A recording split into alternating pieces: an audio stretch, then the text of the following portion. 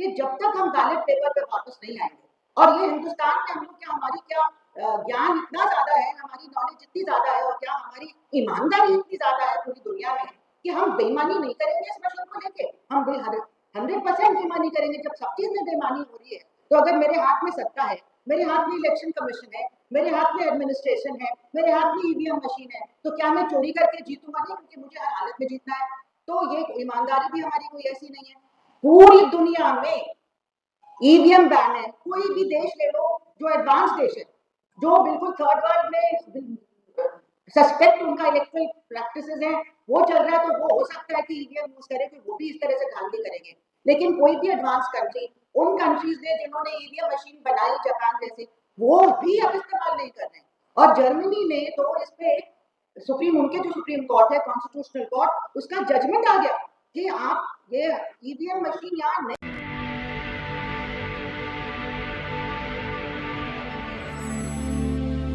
PAT को लेके पहले जब ईवीएम के बारे में कई पिटिशंस डाले गए थे सुप्रीम कोर्ट में भी, 2013 में सुप्रीम कोर्ट ने कह दिया था कि ईवीएम भरोसेमंद नहीं है, मशीन है, टेक्नोलॉजी है, और उसमें कोई ट्रांसपेरेंसी नहीं है कि वोटर को कैसे पता चले कि उसका वोट जा कहाँ रहा है। तो उस टाइम पे सुप्रीम कोर्ट ने कहा था कि आप वीवीपैट मशीन, वीवीपैट होना चाहिए, यानी कि voter verifiable paper audit trail, यानी कि वोटर वेरीफाई करे कि मेरा वोट गया कहाँ है। एक लोकतंत्र में बहुत जरूरी है कि हर नागरिक को पता हो कि उसका वोट जा कहाँ रहा है। तो ये बहुत जरूरी है, नहीं तो उसका कोई भरोसा नहीं है। और तब तक आप देखेंगे कि कौन कौन लोगों ने पिटिशन डाला था। कई ब्यूरोक्रेट्स ने भी डाला था। देवसायम बहुत ही रिस्पेक्टेड आईएएस ऑफिसर, रिटायरमेंट के बाद उन्होंने पिटिशन डाला था, और बहुत लोगों ने डाला था, और सुब्रमण्यम स्वामी ने भी डाला था। भाजपा का पूरा अभियान चला था ईवीएम के खिलाफ। एक किताब आई थी, उसमें एल गांधी जी ने उसमें अपना फॉरवर्ड भी लिखा था कि ये बहुत जरूरी मुद्दा है, ये ईवीएम खत्म होना चाहिए, लोकतंत्र का नाश हो रहा है। लेकिन 2014 में सत्ता में आते ही इन्होंने सुप्रीम कोर्ट के जजमेंट को नजरअंदाज कर दिया। बहुत दिनों तक वो वीवीपैट का भी सिलसिला नहीं चला। फिर आया 2017 में, वीवीपैट की मशीन अलग से लगाई गई, और उससे तो मसला और भी खराब हो गया, क्योंकि उसमें क्या होता है कि वीवीपैट जब अपलोड करते हैं प्रोग्राम वीवीपैट मशीन में, वो प्राइवेट लोग अपलोड कर रहे हैं। ये सब चीजें जानकारी पता चली कि कौन अपलोड कर रहा है, क्योंकि जब आपके जो नाम आते हैं, नॉमिनेशन आते हैं, नॉमिनेशन आने के बाद विड्रॉल होते हैं, और विड्रॉल आने के बाद फाइनल जो लिस्ट बनती है और सिंबल्स दिए जाते हैं, सिंबल्स तो पहले से होते हैं लेकिन बैलेट नंबर दिए जाते हैं, तो वो जो 2 हफ्ते पहले इलेक्शन के वो वीवीपैट का जो प्रोग्राम की लिस्ट और सूची होती है कि कौन कौन कैंडिडेट है, विड्रॉल के बाद कौन कौन बचा है, उनके क्या बैलेट नंबर है, वो सूची तभी तैयार होती है। और वो सूची कैसे अपलोड होगी, क्योंकि दबाएंगे कहाँ पे और कैसे वो वीवीपैट में स्लिप जो है वो अंदर कट के गिरेगी, बाहर तो आई नहीं कभी भी। सुप्रीम कोर्ट ने कहा था बाहर आनी चाहिए, हाथ में होना चाहिए वोटर के, लेकिन वो तो कभी भी नहीं किया गया, अंदर ही अंदर कटेगी। उस टाइम जो अपलोड होता है प्रोग्राम, उसमें प्राइवेट लोग अगर अपलोड कर रहे हैं, तो हमें क्या भरोसा कि वो प्राइवेट जो लोग हायर किए गए हैं, किसने हायर किए हैं, कौन वहां पे किस तरह से प्रोग्राम के अंदर आप क्या कोई सॉफ्टवेयर डाल सकते हैं जिसको हम ट्रोजन भी कहते हैं, जो वायरस भी कहलाया जाता है, कभी कभी इस तरह का प्रोग्राम डाला जा सकता है जिससे कि वोट पड़े कहीं और जाए कहीं और। ऐसे बहुत सारे प्रोग्राम बन सकते हैं। और इसके बाद कई जगह डेमोन्स्ट्रेशन भी पब्लिक में किया गया है कि जहाँ पे एक ईवीएम मशीन, क्योंकि इलेक्शन कमीशन ने तो कभी दी नहीं हम लोगों को एग्जामिन करने के लिए कि आप हाथ नहीं लगा सकते, लेकिन लोगों ने वैसा ही मशीन बना के एकदम डेमोन्स्ट्रेट करके दिखाया कि आप वोट कर रहे हैं केले पे और जा रहा है सेब पे। आप में से कई लोगों ने वो देखा होगा कि किस तरह से डाइवर्ट किया जाता है वोट, कि बहुत सारे प्रोग्राम होते हैं कि अगर पार्टी ए को दिलवाना है वो, तो कोई पार्टी बी सी डी में जब डबल वोट आता है सेकंड टाइम, तो आप उसको ट्रांसफर कर देते हैं। और इस बात को छिपाने के लिए जो ट्रांसपेरेंट ग्लास लगा होता था वीवीपैट मशीन पे जहाँ पे आप वोट डालते हैं, वो ट्रांसपेरेंट हटा के काला ग्लास लगाया गया। क्यों काला ग्लास लगाया गया? तो आज तक जवाब नहीं आया कि काला ग्लास क्यों लगाया गया है। और वो लाइट जो है पहले 60 सेकंड जलती थी, उसको आपने 3 या 5 या कुछ सेकंड कर दिया। इस वजह से ये शक पैदा होता है। वो भी नहीं सेइंग कि नहीं हो ही रहा है, हमें तो लगता है कि हो ही रहा है, लेकिन जब शक है तो आप इस ऐसे नॉन ट्रांसपेरेंट शक के दायरे से दूर जो नहीं है वो सिस्टम, वो आप कैसे लागू कर रहे हैं हमारे हिंदुस्तान में, जबकि एक हमको लोकतांत्रिक हक मिला है वोट डालने का, तो वो काला शीशा भी है। हम लोग को ये शक है कि वो लाइट बंद हो जाती है, उसके बाद वो जो ट्रांसफर हो रहा है वो हमको पता ही नहीं चलता, हमें पिछले वोटर का जो वोट है वो दिखाया जाता है। अगर किसी पार्टी बी को दो वोटर्स ने कंसेक्यूटिवली वोट डाला एक के बाद एक, तो सेकंड वाले का जो वोट है, पिछले वाले का वोट है, वो दिखा देंगे आपको और आपका वोट ट्रांसफर हो जाएगा पार्टी ए में। ये प्रोग्राम में लिखा जा सकता है, तो लोगों ने ऐसा प्रोग्राम बना के दिखाया है कि ऐसा हो सकता है।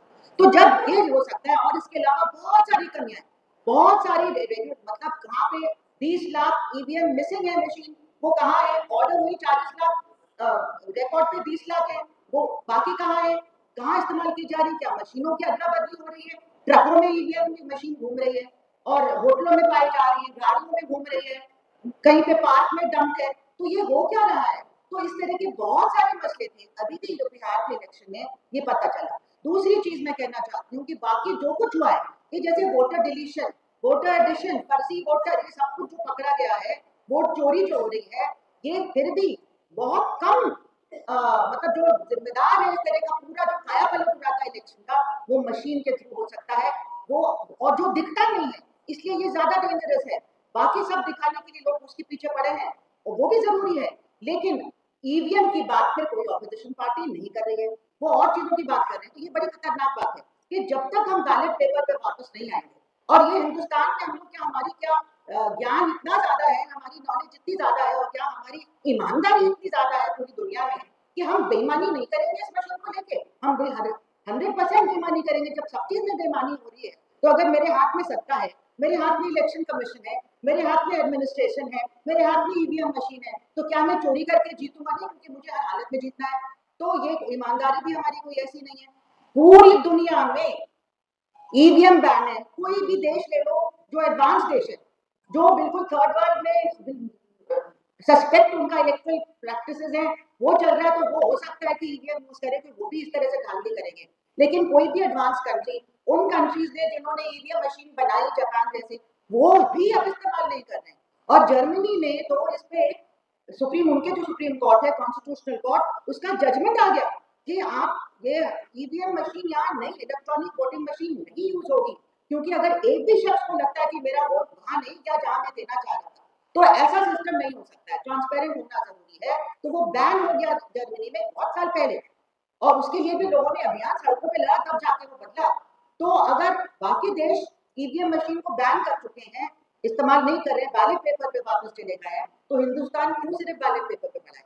और देखिए कि आपको पता चलता है कि जिनको बेनिफिट हो रहा है इससे, अगर आप जरा से भी ईवीएम के बारे में कहेंगे तो मारने को दौड़ते हैं आपको, तो चिल्लाने लगते हैं, कहते हैं कि नहीं, अरे ईवीएम ईवीएम तो मतलब उसको तो पूजा करनी चाहिए, आरती उतारनी चाहिए उसकी, इसके बारे में ऐसा क्यों कह सकते हैं आपको?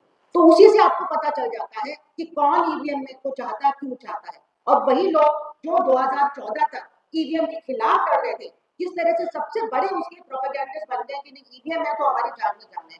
जैसे कहते हैं ना कि राजा की जान तोते में है, तो सत्ता की जान, जो सत्ताधारी उनकी जान इस ईवीएम मशीन में है। इसलिए जनता को अपने हाथ में अगर अपना हक वापस लेना है, और ये जो हो रहा है कि लगता कुछ है कि जहाँ पे रैलीज इनकी खाली जा रही है सारी, और लोग इनको मार मार के भगा रहे अपनी कंस्टिट्यूंसी से, इतने नाराज हैं इस पार्टी से, जिन्होंने ना रोजगार दे पा रहे हैं, ना आपकी इकोनॉमी कंट्रोल कर पा रहे हैं, ना प्राइस राइज कंट्रोल कर पा रहे हैं, कोई भी चीज नहीं चल रही है ठीक से, तो आप कैसे उनको बार बार वोट आ जा रहा है? तो आप समझ सकते हैं किस तरह से इन्होंने इलेक्शन कमीशन के जो कॉम्पोजिशन है, सुप्रीम कोर्ट के डिसीजन को वायलेट करते हुए इन्होंने चीफ जस्टिस ऑफ इंडिया का नाम बदल के ऑर्डिनेंस लाके और एक्ट में, मतलब पार्लियामेंट में कानून पास करके, इन्होंने तीसरा आदमी, जो 3 मेंबर सिलेक्शन कमेटी होती है, जिसमें पहले तो जिस तरह से भी चल रहा था, सुप्रीम कोर्ट ने कहा कि एक चीफ जस्टिस ऑफ इंडिया होना चाहिए और एक प्राइम मिनिस्टर और एक लीडर ऑफ द ऑपोजिशन।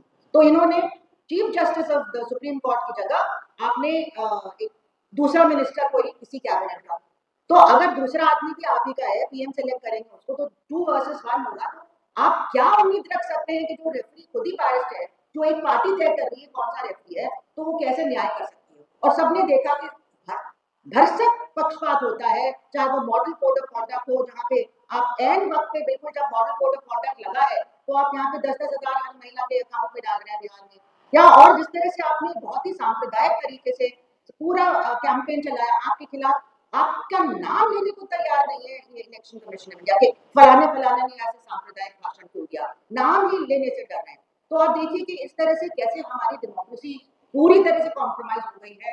और अगर अब हम नहीं लड़े तो बहुत ही लेट हो चुका होगा। हम लोग अगले 50 साल 100 साल तक हम अपना सर नहीं उठा पाएंगे।